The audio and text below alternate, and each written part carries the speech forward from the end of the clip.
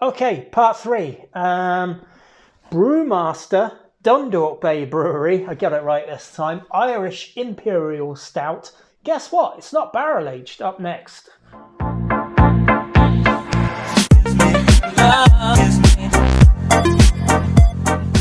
Welcome back to Views on Brews. This is a kind of a part three in just a little mini session I'm having here from Dundalk Bay Brewery with their Brewmaster range of beers. In this one, we've got all the same talk on the back of it. This one cost €4. It was a little bit more. The other two that I had previously came as a 4 for €10 with a glass, which I think is absolutely fantastic. This one's 8%. It's an imperial stout, but it is not barrel aged. And that gives me a really good opportunity to go back to something I haven't done in quite a while, which is just have an imperial stout. And sometimes I think for myself, I get a bit engrossed in all of these barrel aged this, rum this, bourbon that. And it's nice just to try the base beer, which is a Russian imperial stout, just for the sake of actually having something that isn't barrel aged. And it is for €4, which is very cheap, 8%. I'm expecting a whole different range of multi-tones to come through this, where, you know, they sometimes can be muted or changed or evolved through the process of barrel aging. There is a barrel aged version of this, which I will pick up soon. This one has a really nice, dark, rich, have a look at the bottle and the beer there, dark, rich look to it, tan, thick, shaven foam, creamy sort of head to it. I've noticed all of these beers have had really, really good head retention to them. That's a mark of how well they're brewed, which is always a good sign. Nice staying head on it. Straight away, there's a nice minerally aroma to it, which is lost. I'm guessing that's the hops that you don't normally get in barrel aged ones, because the hops are all muted, or during the barrel aging you don't get any of the hops. And straight away when I put that to my nose, I got that mineral earthiness that you can get from the malt, the darker roast malts, and the hops, like the very traditional sort of hops that you get in these beers. Really just a bit of them. Yeah, the same way you get that sort of irony, sort of maltiness that you get out of, pints of Guinness. You get that on the nose here. There's a richness to this. There's some rich sort of tones coming off of it. Roasty.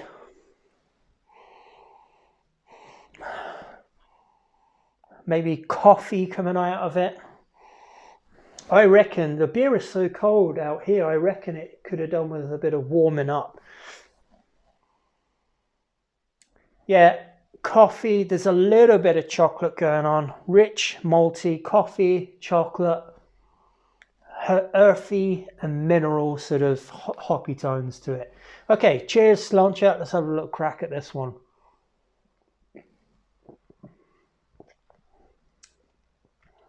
Nice, silky. I noticed just as I said that there's oats in this. It's got a silkiness to it that's kind of smooth to drink, not in any way like harsh roastiness. Just really smooth to take down. I always like bottled or canned stouts that are over 6%. I feel that they present a lot better than they would do at 4% when they're bottled, as opposed to on draft, where you can control the carbonation and the pour of it and get it a really good thick head on it. This has one of those heads that just, I know, is just going to keep coming back every time I spin it up. And this has that sort of draft, sort of silky smooth texture to it.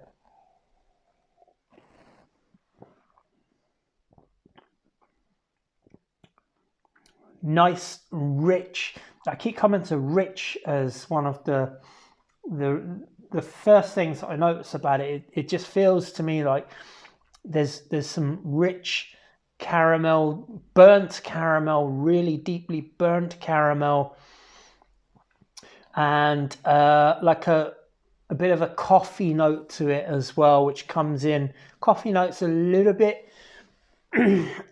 strong, a little bit, how do I put that?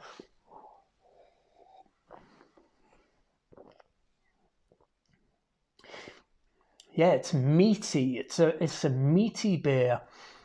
You get the dark roasted malt.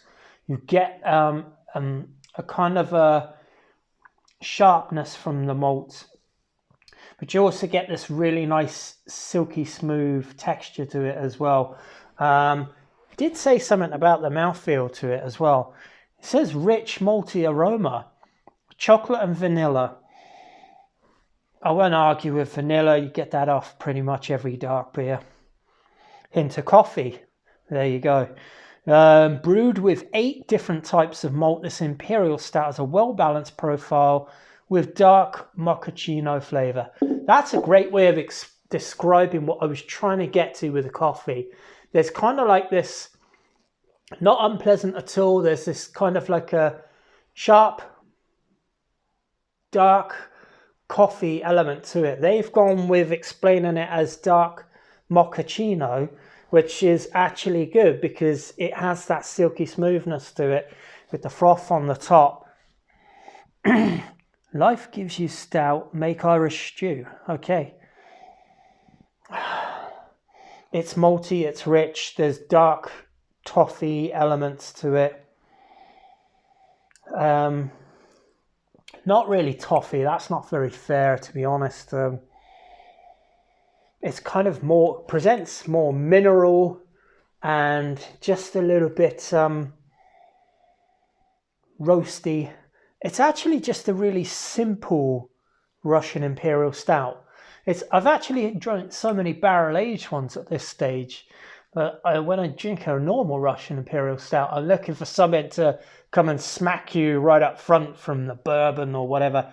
But when you actually just drink a normal 8% Riz, you're getting back to the basics of what the malt actually is meant to do. When you brew or homebrew these types of beers, you're using these malts to get these tones into your beer, these coffee, these chocolates, dark roasted, maybe perhaps biscuit, perhaps caramel, perhaps toffee, rich molasses, treacle, and all these dark fruits and all these raisins and stuff.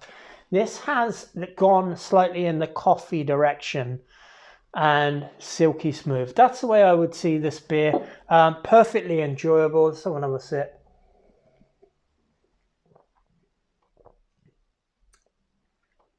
Yeah, nice beer. Nice beer. That's my view on this brew. Yeah, Dundalk Bay Brewery. Brewmaster range, or Brewmaster as the brewery, I don't know what you want to call it, but Russian Imperial Stout. Anyway, cheers, Slanchetters, on to the next one.